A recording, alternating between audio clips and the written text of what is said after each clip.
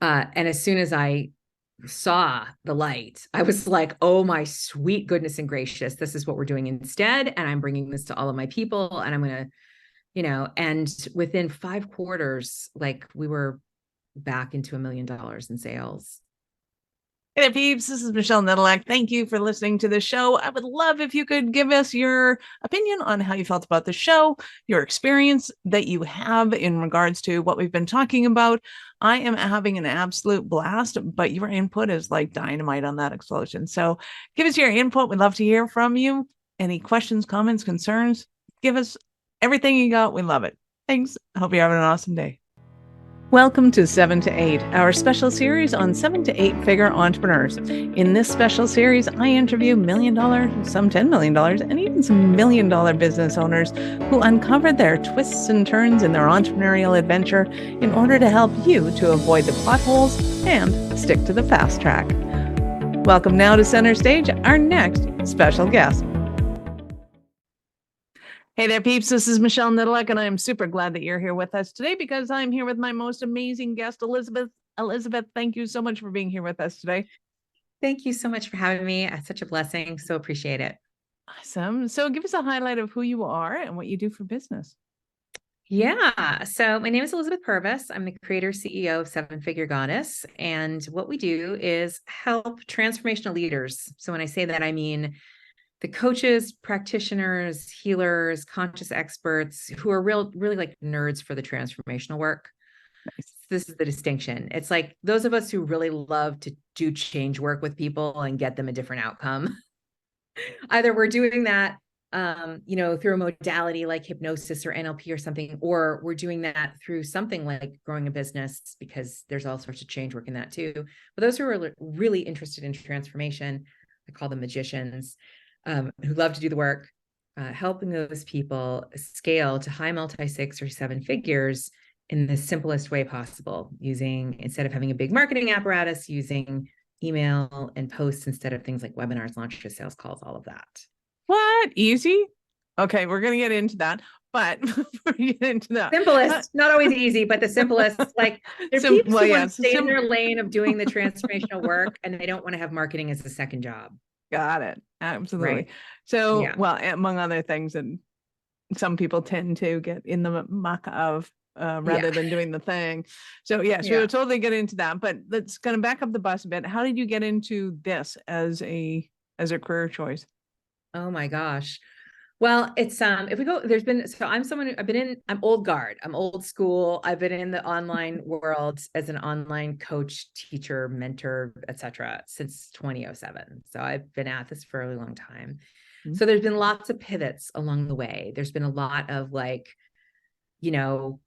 blindly finding the way to the thing that I was always meant to do.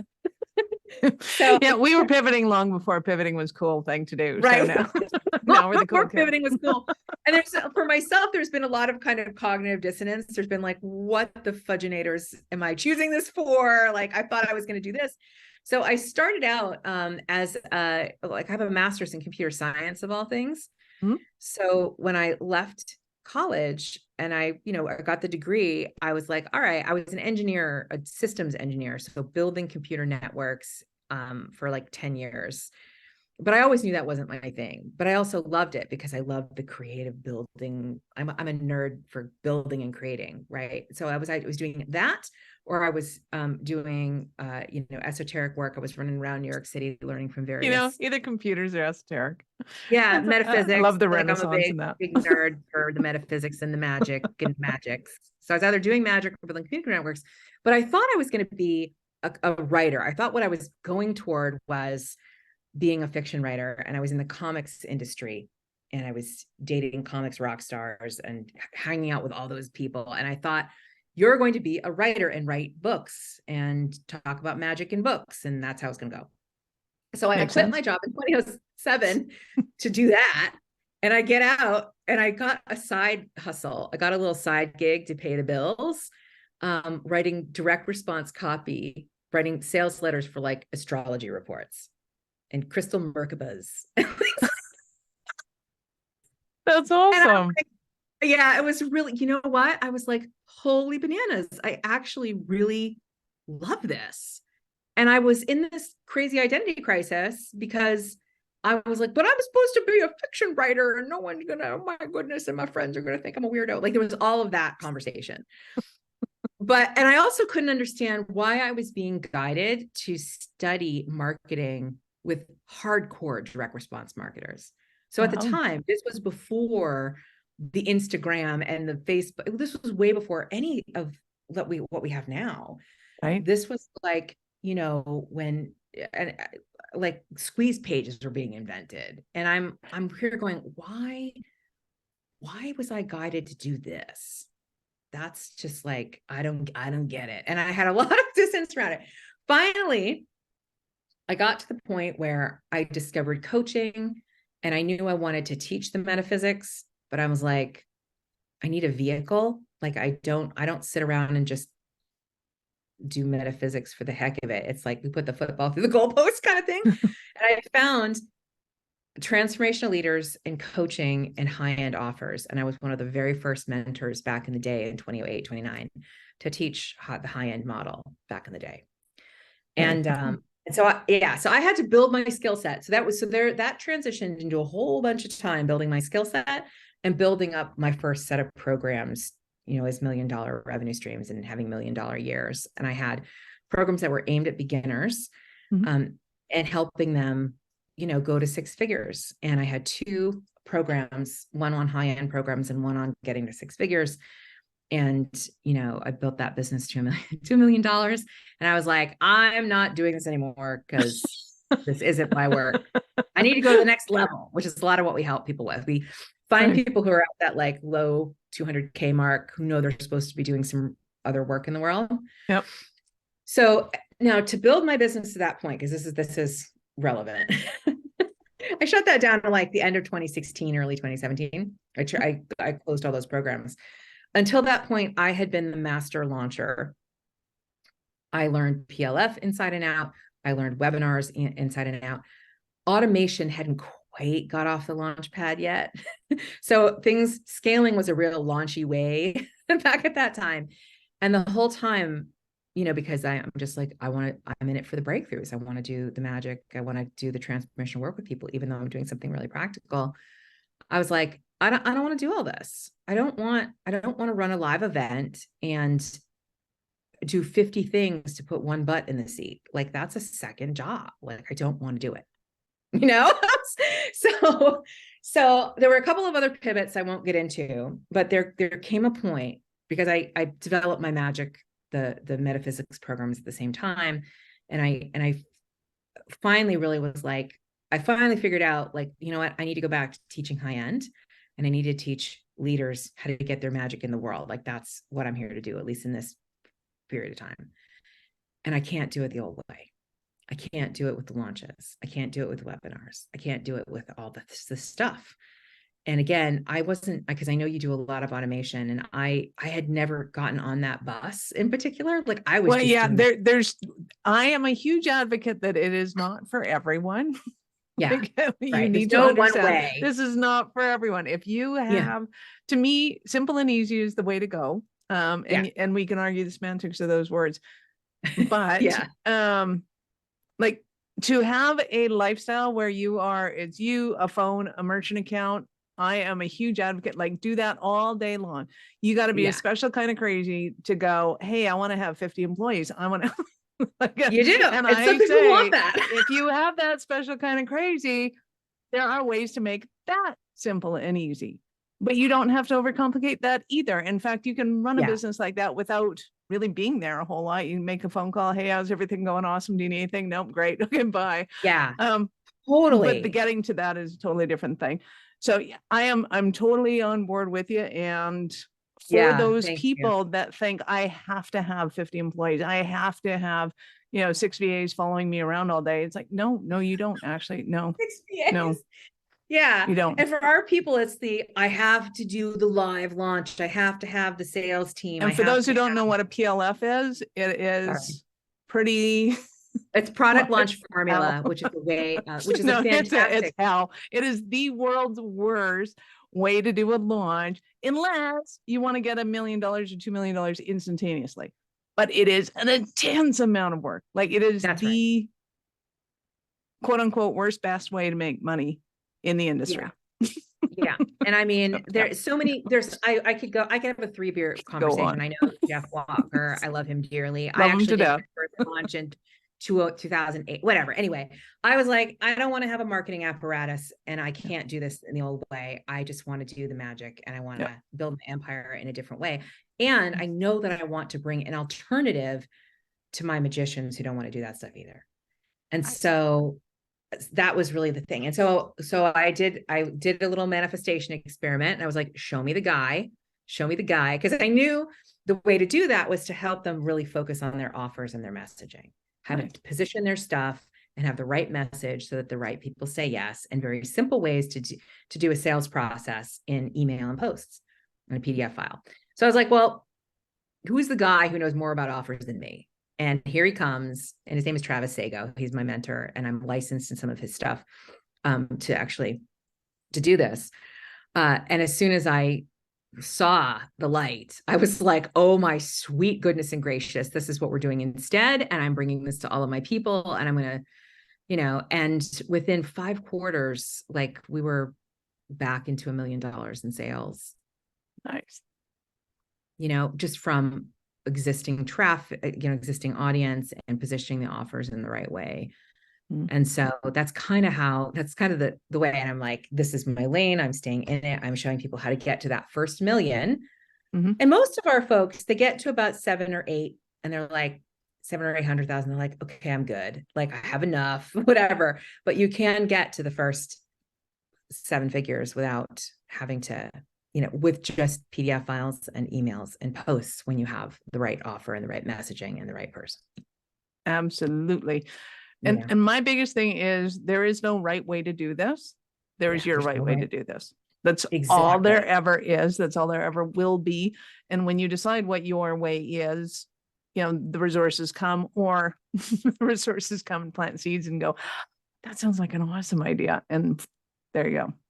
Yeah. And one of the things I always say, and I'm curious, I would love to hear your take on this. One of the messages that I'm trying to get out in the world to our people, because they see all the different ways. They see all the different ways. And I like to say that your choice of how to scale is one of the most important decisions you'll make. Because how you scale determines how you live your life. It determines how you spend your time. It determines your experience. And you actually get to consciously choose that. You get to, of course, like take a hot minute and figure that out, Absolutely. And so what I usually do is say, hey, what's your lifestyle first? Let's look at that. What do you really want this for? Why are you doing this? And what's the end game? Because without that, everything else is moot. And once you know what that thing is, you can eliminate 95% of your options because they're not going to fit. It's just like, well, that was easy. Okay, now what do we do? Right? Like, let's make that whole process easy. Like, it doesn't have to be. Just start with the end. Draw, take dental floss, shortest line between those 2 points, and off we go to the races. That's so true. I just love that. I'm so glad you pointed that out, because it's like, well, how do you want to? Yeah. And I mean, there's a lot of conversation in my part of the online space about working too much and having and doing too much I actually love client work. It's the thing that jazzes me the most. Like, I love facilitating our programs. I love my family and my lifestyle as well. But I get more out of being in our programs and facilitating transformation. Like, that's what I love to do. So a big part of this for me has been, how can I do that more? Nice. Well, and to some people, it's understanding there's a huge difference between organizing an event and being on stage. Right. I love showing up and being on stage. I hate organizing events. That's not my thing. That is so not my thing. Like, I will pick the colors and tell you I prefer the candles over the flowers. Like, I'm okay with that part of it. But the rest of it is like, right, I'll tell you how I want you to make the room pretty for me. Right? Unless I'm the wedding planner. Like, if I'm the one behind the scenes, then I totally take over the show and that's my job. But then I don't show up on stage the day of the wedding, so to speak. Yeah. So let's go back to this, because my next question is going to be like, what made you decide, hey, $1 million is the thing I want to do this time again? Because oftentimes I hear the first million's the hardest. And I'm like, well, it sounds like the first million's always the hardest because we always do it wrong. Yeah. Yeah. I would agree with that. And I then would we agree. go, oh, okay, how do I want to do it right? And the second one's easier. So talk to me about Yeah. that. Um, First of all, I just, to me, money and impact are tied. Yeah. And I'm Why? really in it for what's that? Why for you? Why do you see that they are tied? Yeah, thank you. And I want to make that distinction because that's an internal thing that I'm up to. Like that doesn't necessarily have to be the case. Well, I see it as combined because I see money as value. Yeah, And money is value. impact, therefore, is just a symbol of the impact that you're making on somebody. And if I can make a huge impact on somebody and they're like, yes, that's fantastic, here's a ton of money, I go, awesome. Yeah, exactly. To me, it's the measuring stick of how much value I'm putting into the world. And we can get into the shadow side of that because there's a shadow side of that. And, I've had to really unpack for myself, how much of this is my ego and blah, blah, blah. And then there's a certain part like, well, I don't care. Like, I don't care if my desire for huge impact, my desire for bigness is ego. Mm-hmm. A lot of what to me, and on the metaphysical side, what I know is, and this has been backed up by biology and evolutionary psychologists and such, we are wired for increase. We are wired to desire more, capital D, capital M. Mm-hmm. My creative impulse is huge. And my desire to make a huge impact is just full on to 11. That's not true for everybody, and that's okay. And there's no judgment. We all have the desire for more express itself in different ways. But for me, it's like I'm in it for the breakthroughs, and I want to help a lot of people create breakthroughs. And then also the deeper piece of my mission is, one of the things I left out of my story was getting marching orders from the divine, right? And I'm who I call goddess, right? And she was basically like, look, you're part of the movement to bring magic to the mainstream. And even when I was a child learning about, metaphysics for the first time, I was like, this is some cool schniz, and it's totally undervalued, and people totally have it in the trash can. And that's a problem for me. Like, I want this tool set in all the different modalities to be out there in the world. That's always just been, I feel like I came in with that. So for me, the money and why seven figures is because that's like my big vision. And that's one of the things that really motivates me. And the money is a part of that. Like I love to craft. I love to make stuff. And one of the ways, because I ended up with a comics artist as a husband, and he thought we were going to be off creating comics together. And it was kind of a rude awakening when I created a business instead, but I explained to him, I was like, creating a business is a lot like knitting a hat, but it's a lot more lucrative in this weird way. Right. Like, but it pushes the same buttons. Right. Mm-hmm. And there's a part of me that just loves to make stuff all day. Like there's a part of me that'll be like, I would just kind of just sit and crochet blanket after blanket for days. But there's no impact there. Unless I'm on YouTube showing other crocheters how to make blankets, like there's only, or giving them away to various charities and stuff. The part of me that really desires the impact is not getting met, So for me, the money, like, why do it? Because I just want to see magicians making a ton of money. I want to see them. I like to say making more than most doctors, not because I love doctors. My brother is a doctor. He's an emergency medicine doctor, and is an amazing human being. But like the folks that I know who've created epic transformations for peeps in some non-traditional way, using ancient technologies that have been kind of brought up to date. Like, I just want them making a ton of money. And so I get to make money when I do that, Nice. Love it. So yeah. when you had the opportunity to do it again and you took that opportunity, clearly, do you feel like you did it right the second time? Gosh, I've screwed up so much stuff. No. That doesn't happen. I'll just tell you that, and honestly, this is a little bit of like into the healing weeds. So, but I think you can appreciate, I think you'll, as someone who helps people create the systems to create the business, you'll get this. Relationships first. If we're going to create something that's bigger than us, we need to be in relationship with people. Even if it's one VA, even if your business model to create 2 million where you're pocketing 700 grand of that a year, and there's some of it is going off to taxes, and I don't know, whatever your numbers work out to be, relationships are key. And you have to, at a certain point, be able to empower others. And for me, relationships are my biggest edge. You know, for those of you who are familiar with attachment theory, I went on a whole big attachment healing journey. And the first time I built my business, I didn't know the relationship patterns that were affecting my team. I didn't know that there were relationship patterns affecting money and clients and all the things. And so a big part for me is like, I had to get that cleaned up.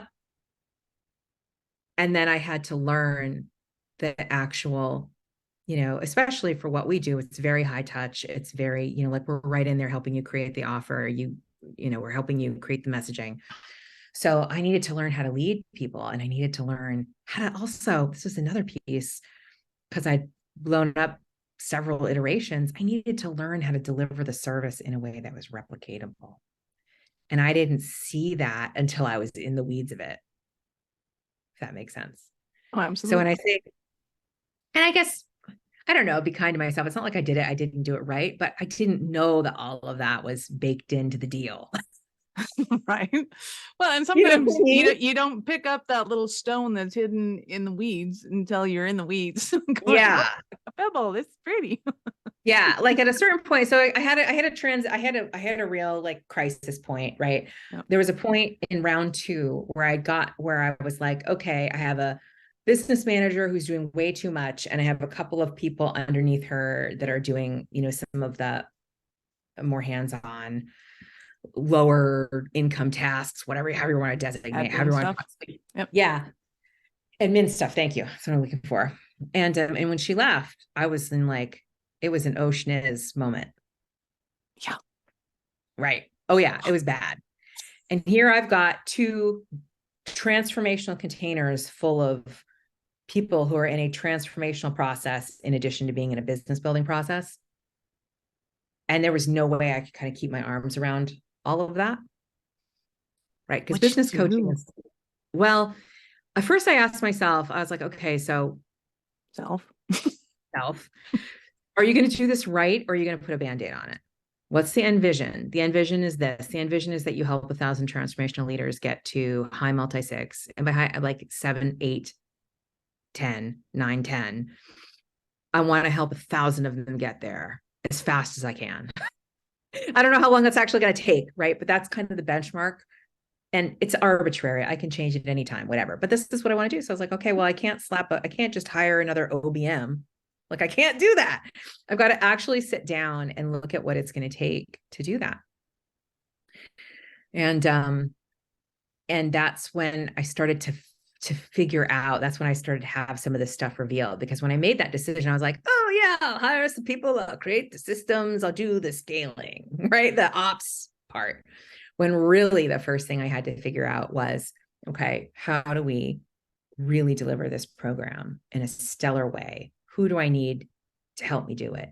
What is it that we need to deliver in there? And, you know, how do we make it repeatable? So that was like because that took it took a hot minute, you know? Right. And yeah, it did. It was like, because well, this is the thing about blowing it up and starting over again, is like your product, you have to figure your product out. No matter what you're doing, you have to figure your product and your deliverable out. And there was a lot of things that I obviously knew, and I'd taken myself through it, but I hadn't, you know, there's a lot of nuances. There's taking yourself through it, and there's taking 1,000 leaders to $1 million. Yeah. Those are two separate things. And you bring up a great point, though, because sometimes I notice that change happens whether you want it to or not. Right. It's like, oh, this would be a great opportunity to just shut everything down and figure out where we should rearrange things. It's like, nope, this is not perfect at all. This is nowhere near the right time, but hey, I guess we're doing it Right. now. But now I'm in it. I said yes to the assignment. So, okay. Yeah, I no longer have business manager, so we're doing it now. There we go. So, Yeah. so to people that are going through that, whether somebody quits, a key person quits or dies, or something catastrophic happens, because more often than not, something catastrophic happens when we're in that moment. Yeah, and something catastrophic is going to, like, something is going to happen at some point or another. Like, this is how it showed up for me, but none of us get out of like nothing happening for 20 years at a time. Exactly. So if somebody's in that moment right now, they're finding themselves going, what's your advice to them getting through that moment? Yeah. So first of all, just breathe. Like, you're never, I am one of those folks that feels that you're never getting it. You're not given something that you can't handle. And in fact, there's a reason why this opportunity has shown up for you, right? I was just coaching one of our clients today. He's he runs a firm that's at like 2 million, and he's done a lot of scaling, 2 to 3, whatever. And he had a thing I was coaching him on, and I was like, what are you being asked? Like, he was being taken back to basics. Like, he has someone on his team and he has to kind of go, he's out of the weeds for most, but he's kind of pulled back into management. And I'm like, what are you being asked in this moment? Right. So when the unexpected things happen, you go like, what's the invitation? Like, what am I being shown? That's another question. So that's the first thing. And I would also invite you to really check in on like what you really want to do. Like, it's a perfect opportunity to go, okay, what is my goal here? And is that, am I choosing an aligned goal for myself? So I had to ask myself, like, are you going to do the thing of this 1,000 liter thing? Like, are you going to do that? Are you really going to do it? Is that what we're doing? Yes. Okay. And then from there, you get to just problem solve and to take the emotional charge out of it. That's the hardest part. And I imagine you probably give this advice to a lot of your clients. Like, you got to just, take the any emotional stuff out of it and turn it into like, this is just a thing, and come at it from a place of neutral observer and witness consciousness, as I like to say. Our mutual friend Jennifer Longmore, she has a beautiful phrase I just love. She's like, there's nothing 911 about my business. And I know what she means by that. She's like, I don't let anything get 911, but I think it's just a really beautiful thing to remind ourselves that unless you're in real-time computing, like where the computers have to work or people's heart monitors fail, there's really nothing 911. It feels 911. It does. And that feeling is legit. Right. But we create emergencies that are within our scope of tolerance, unless it's complete like act of God stuff, which is a whole other conversation. Well, so and I think that even the whole act of God thing, there's always a benefit to it. Right. It's super weird to ask, okay, so all hell has broken loose. What's the benefit here? Well, the demons are no longer in the cages, so that's good. That's right.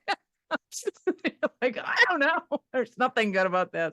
It's like there has to be something that wasn't working before it happened. And this is the opportunity to change it, because chaos precedes all order. And when we understand that, it becomes okay, so the demons are loose. Right. And again, it's like, what am I being asked? And for me too, another thing, and this is like, I knew that she was going to quit. Like, let's be real. We always know in that particular case, and I do a lot of, they call them my CEO walks, where I'm downloading stuff and talking to various, various light beings on the other side. Yeah, exactly. I'm talking to whoever, and like, I'm receiving information, and I'm like, I'm an auditory processor. So I talk through stuff to work it out. Yep. And, I knew that there was something to deal with. I just thought I had a little more time to deal with it, but like, we always know it wasn't a surprise, Yep. And so that was another invitation. It's like, that's the demon is out of the cage, so to speak. It's like, okay, so what have you been ignoring that in the future you're being invited to not ignore? So when you were putting everything back together, what was kind of the key to you was, yeah, we're helping these people. We're going to do this thing. And now how do you do it? Did you get another OBM in? Did you like rally the troops and go, hey, this is Yeah. what we're going through. Well, You guys got to pick up the pieces. How'd you do it? no, it really became clear. It was like, okay, well, because so this is awesome. It's a super practical question. So at first I sat down and I was like, I triaged with a couple of people. There's a couple of like ops geniuses and team geniuses that I have on speed dial for when I, need like immediate assistance immediately. And so I sat down with one of them and I'm like, okay, what do I need to do? And she's like, well, you got to actually look at your end game. Like if your end game is 5 million a year, and it could be anything, right? Like there's a part of me, this is a little bit of a sidebar, but like there's a part of me that would love like $100 million business a la Brooke Castillo, but that's not my path so much. Like I know there's something else other than this.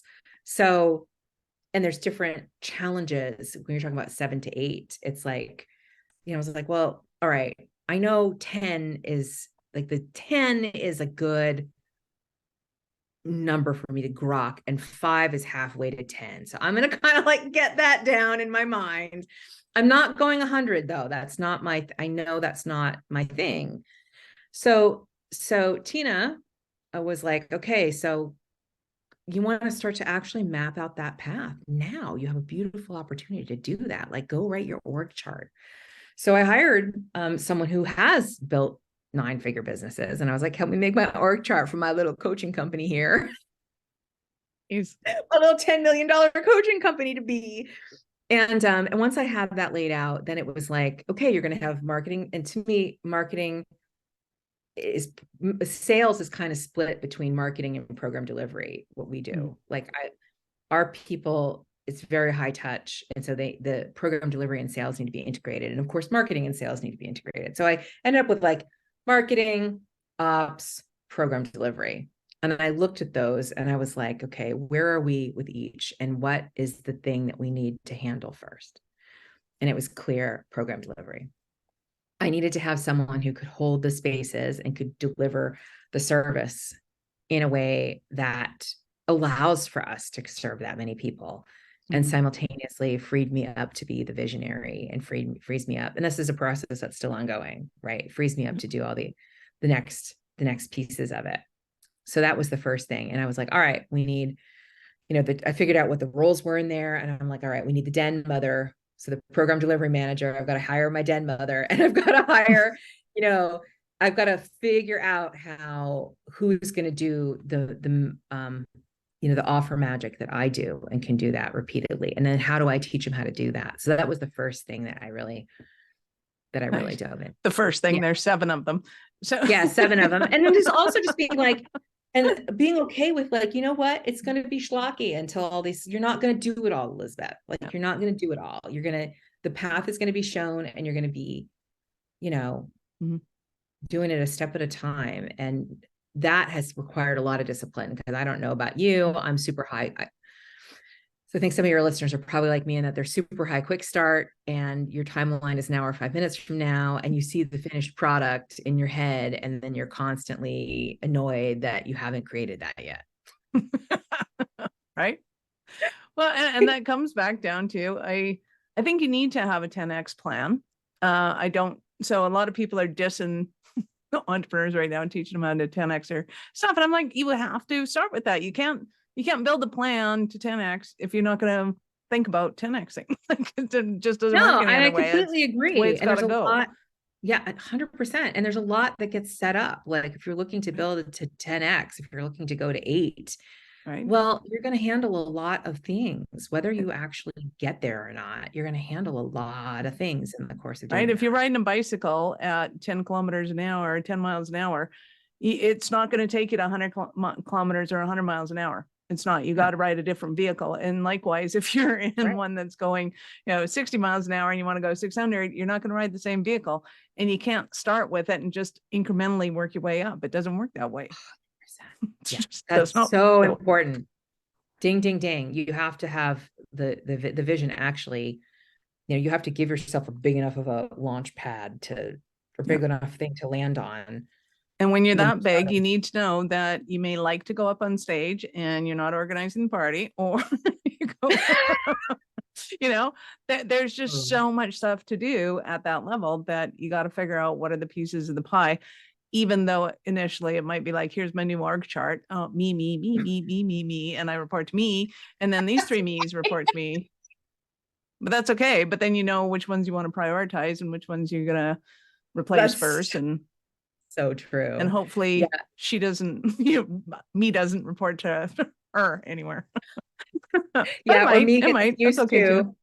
Right. Or me gets used to like actually handing things off for reals and letting someone else deliver the outcome that goes with the role.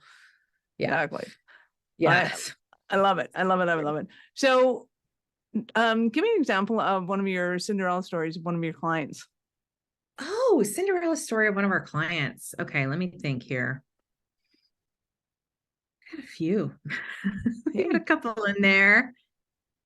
Yeah, let me think let me pick out a good one. So one of a lot of times what they do, it's so interesting. It's like, so on the journey to 7 figures in 2 years or less, a lot of times they'll get their offers and they'll get to about 500. And then they're like, all right, give me the marketing apparatus. I'm ready. And I've had that with a number of our clients, one of whom is Lexi D'Angelo. She runs the Taboo School of Magic and Mastery, which is essentially a transformational coaching certification. Well, it's a lot more than that. But she came in at that beautiful pivot point where it's like, all right, I'm ready to do my real work. And she had built businesses in various guises, but she was kind of starting from zero. And she came in and got her offers. And immediately and a lot of what we created is still the foundation. And she immediately went from 0 to 466,000 in a year. And then she went and was easily at 7 figures the next year because she had her foundation. So that was a fun one. And she added the marketing apparatuses back. But she was able to make the leap because she had the foundation. Another one is Joy, who you're going to be talking to. Joy came into our world at around 200, and she knew that she wanted to get to 7 figures and got her offers, leapt to 400, 450, and then was at 700 the next year. Or sorry, she hit the million the next year because she had her channels. So, and the thing is that they, it's a real, what both of them did really beautifully was just get very real about what they wanted and also be willing to map what I call it, mapping your magic, like actually creating the channels that will create that for them, actually creating them, the offers, the vehicles in the business that can allow the revenue in, and being willing to do that without getting stuck in, getting attached to what it had to look like. Yeah. No entrepreneur has ever done that ever.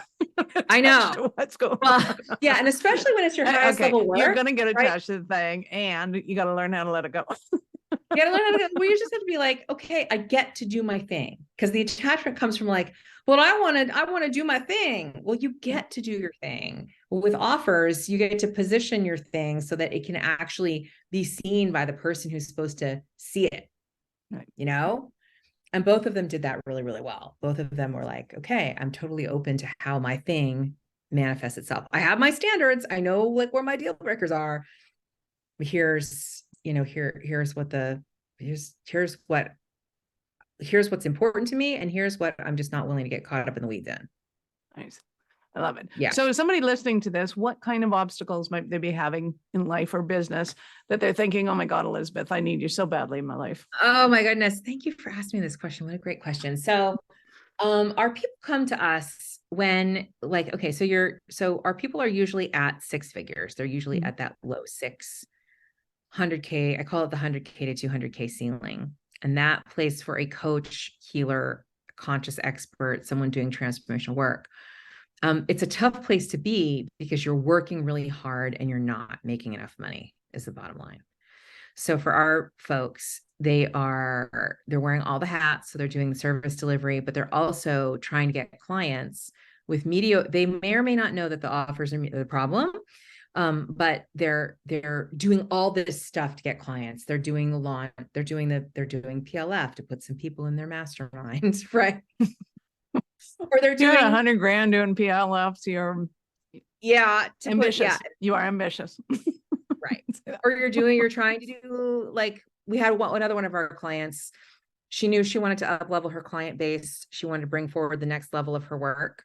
And that's a huge trigger point for us. People who are at that like 100K, 200K, sometimes 300K mark, and they're like, all right, it's time for the next level of what I do, for the next level of person. Like, they're tired of working with beginners, and they want to work with people who are more advanced, and they want to charge more money, and they want to serve a lot more people at the more advanced level, because that's just where they love to play, right? So, but a lot of times they don't know how to make that transition. So that's one core symptom. And they're usually doing a lot of stuff to get the results. So for Ursula Menches, who's another one of our clients, she was on stage. This was pre-COVID. She was on stages all the time. Or actually, no, she came in right at lockdown, so she couldn't be on stages, but she was ready to get off. All of her clients were coming through speaking. And she's like, I need another way to do this that doesn't involve me flying around the country. I need another way to do this that doesn't involve me with the big marketing apparatus. Speaking of the universe stepping in and going, hey, we're just going to mess with everything right now. And go, no, you're right. You're not going on another stage to do anything. You're not going on another stage. So they're doing some form of, I'm doing too much stuff. And sometimes that's even just like, I'm writing all this copy and I'm churning out all this content and I'm not getting clients. Yep. And sometimes a lot of times it's like, holy, doodles. I'm looking at my calendar and I have 10 sales calls on this week, and I'm supposed to take all these calls. Or they've been in some program that sets them up with a sales team. And I love sales teams. Sales teams at the right time are the most amazing things. And like, our clients it's time for our clients to bring the sales team back. They're going to be doing a certain amount of volume, and sales teams are fantastic. And I had an amazing one before, I turned to this before I started doing this. But, we've had one of our clients, Louisa, she was like, dude, 10 hours, 12 hours every week to sign up $2,000 clients. I can't do it anymore. I can't do it. It's no good. No worky. All she wants to do is do her certification. All she wants to do is do her magic. And she's like, yeah. And I keep hiring these salespeople and they don't know what they're doing. And now I'm managing a salesperson. And I'm like, right. I love that, because those folks are able to come in and get our phoneless selling technology and never take a call again. And it's like getting out of jail. So again, another form of, I'm doing too much stuff for too little return. I'm wearing too many hats. I know I'm wearing too many hats. I'm in the process of scaling where I'm wearing all the hats. I just want to do my magic. Another one would be, and I used to do this too, because if we don't have an effective offer, if we don't have an offer that really works, then we are going to need more messaging. You're going to need to send the 5 emails out instead of one. Right. Mm-hmm. So our people will be like, okay, I just spent 2 months preparing a launch, whether it's PLF or something else, live launch, whatever the going thing is. And I wanted 30 people and I got 5. And man, I'm sad because I lost all that time. And it was way now too that much we've depressed the hell out of our audience. They're like, yeah, all right. Quit throwing salt in the wind. We get it. Yeah. I know they just want more from you. How did they start their journey with you? Sure. One of my favorites. So with all the strategy pieces are the energetic pieces, because in order to pull all this off, you need to really be embodying the leader. You need to be embodying the version of you that has created the 7-figure business. Just like, I would imagine when you work with your peeps, there's certain ways you need to show up differently when you're going to 8, right? Well, for our folks, there's a lot of, there's a certain way of being a leader that will help them get there easier. Because one thing we didn't talk about, one of the biggest challenges that our folks hit up against is what I call the inner friction. you're wearing all the hats, you're doing all the things. Oh, here comes the back out email. And all of a sudden you're on the thought trip and you're spiraling out of control. Or, oh, someone's complaining, or, oh, this thing happens, or, oh, you see someone in your feed. There's a typo in my email. I clearly have to write them all myself. I clearly have to write them all myself. Like all that crap is a big, big part of what makes more work and makes hard. People are like, I want to collapse time. I don't want it to be hard. And a big part of what makes things hard and puts like minutes and hours and months to your timeline is all the inner stuff. So I wrote a book called 7-Figure Goddess, How to Collapse Time, Grow Your Business from 6 to 7 in 2 years or less. That really shows people how to instantly snap out of that. And so you can download that at my website. So the best way for people to find me, our website, 7figuregoddess.com, and you can download the book there. And the book is a beautiful on-ramp to a lot of our philosophies about all the things I've been talking about, including the energetic pieces. Nice. I love it. So peeps, we will of course have Elizabeth's notes or links in the show notes. So just scroll down, go and check out those links while you of course continue to listen, because this is where the fun part comes. I get to ask you, at what point in life did you know that you were a special kind of crazy enough to think that you could become an entrepreneur? Such a great question. So there was a point where in my job, I used to call it my soul sucking job. And I mean, it was hard because I loved my people. I loved the people there, but I was like, I'm not cut out for getting up and fixing computers at 2 a.m. And I was like, I literally can't do this. I can't do the work that I can't do work that I'm not here to do. So there was an element of like, I'm unemployable at that moment. And there were several points in that last year where I'm just like, I literally can't get out of bed. Like I could get out of bed, but it was very, very difficult because I'm like, it is painful to go to work. It is painful. I'm not doing the work I'm meant to do, and I'm not supposed to be working for somebody else. I need to make something much bigger than just what a salary could be. And I don't want to do it in someone else's company. I want to do it on my own. So there was like these points where I would wake up at my last job and be like, this is painful. I can't do it. And as soon as I left, even though I left with a wing and a prayer and like 30 grand in the bank, which doesn't go far in New York, and I didn't have a clue as to what I was doing. Don't do that. Don't quit cold turkey. There were no resources at that. There weren't as many resources at that time for what we do. And there are now. Like, even if you do, you'll survive. Elizabeth right. said. But that was really just like, there were not the best plan. But no, it was not. But it was also the best that I had. It was like, I didn't think of anything else at the time. When you gotta go, you gotta go. Yeah. And I was just like, I literally can't do this anymore. I think I'm actually unemployable, And then as soon as I remember the first time shortly thereafter, when I learned about info products and, turning your computer into a cash machine and the kind of things we were talking about then. But I was like, wait a minute, I can make my own stuff and I can sell it directly to my person just by sending an email with some stuff in it. Where do I sign? Right. I remember thinking, like, what? I've got to learn how to do that. That is cool. Yeah. And then I was pretty much curtains from my engineering job. That's awesome. So in your entrepreneurial life, would you say that you've captured some moments in your blooper reel? Yeah. I think I've had a few. Any you're willing to share with us? Yeah. So one of my biggest bloopers, and it's just like painful, and I don't know how dramatic those sound, but like when I started Goddess Business School, which was my first, 7-figure foray, the first 7-figure business, I really did have this feeling of I will build it and they will come. Mm-hmm.